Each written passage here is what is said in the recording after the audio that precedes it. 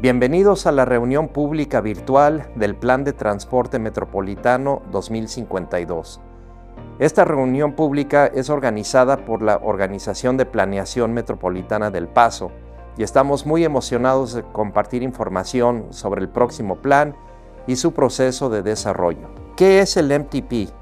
Para comenzar, presentemos el Plan de Transporte Metropolitano o MTP. El MTP es un documento de planeación a largo plazo que proyecta al menos 20 años hacia el futuro. En la región del Paso, el plan se actualiza cada 4 años debido a las reglamentaciones que protegen la calidad del aire.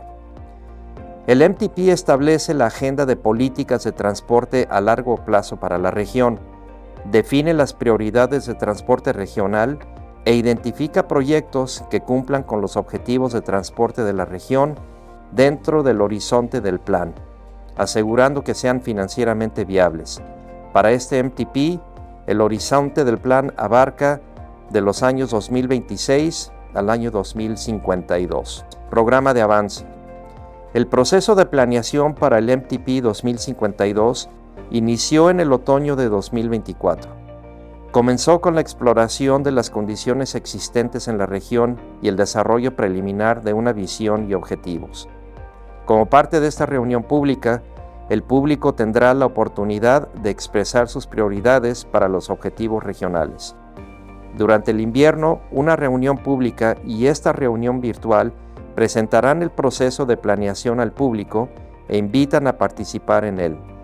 A medida que avancemos, se actualizarán las métricas de rendimiento, siguiendo con la nominación de proyectos. En la primavera y el verano, el proceso continuará con estudios de transporte y uso de suelo, así como planificación financiera.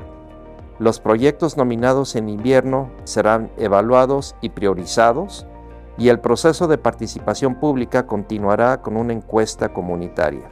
Al final del año se llevará a cabo el proceso de selección de proyectos junto con un análisis de calidad del aire. Una segunda reunión pública presentará los proyectos seleccionados a la comunidad.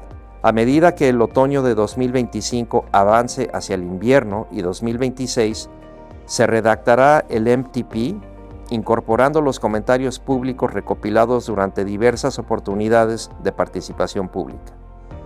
La última etapa del proceso se llevará a cabo desde la primavera hasta el otoño de 2026, con el periodo oficial de comentarios públicos y la adopción del documento final.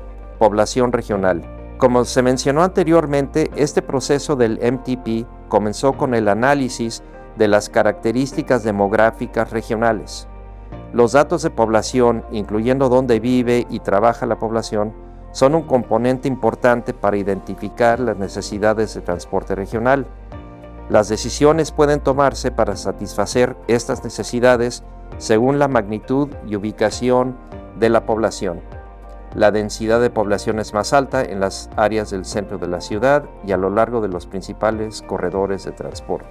Ubicaciones de choques fatales. A continuación, se analizaron los datos de choques para identificar las ubicaciones comunes de choques fatales, lo que puede ayudar a señalar dónde mejoras de seguridad podrían minimizar la gravedad de los choques o reducir los incidentes por completo. La región registra un promedio de 88 choques fatales al año. Transporte público. El transporte público es proporcionado por 3 operadores dentro del área de la MPO del Paso. Sun Metro brinda servicio en las áreas urbanas de la región, mientras que la Autoridad de Tránsito del Paso, ETA, y el Distrito Regional de Tránsito del Centro Sur, SCRTD, ofrecen servicios en las áreas rurales de tráfico vehicular.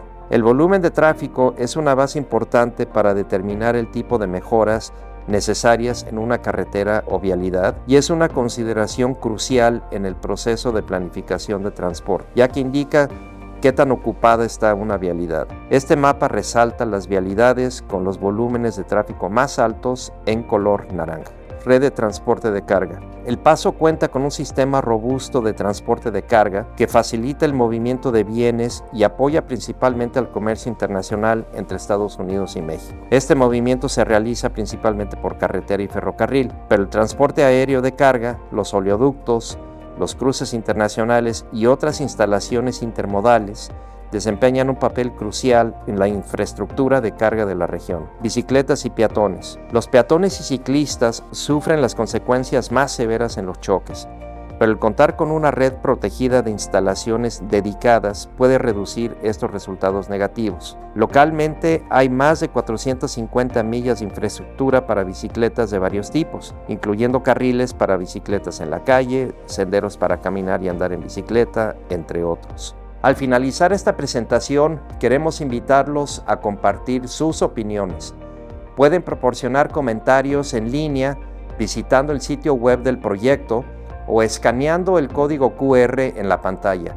Gracias por tomar el tiempo de visitar esta reunión virtual y esperamos escuchar sus comentarios.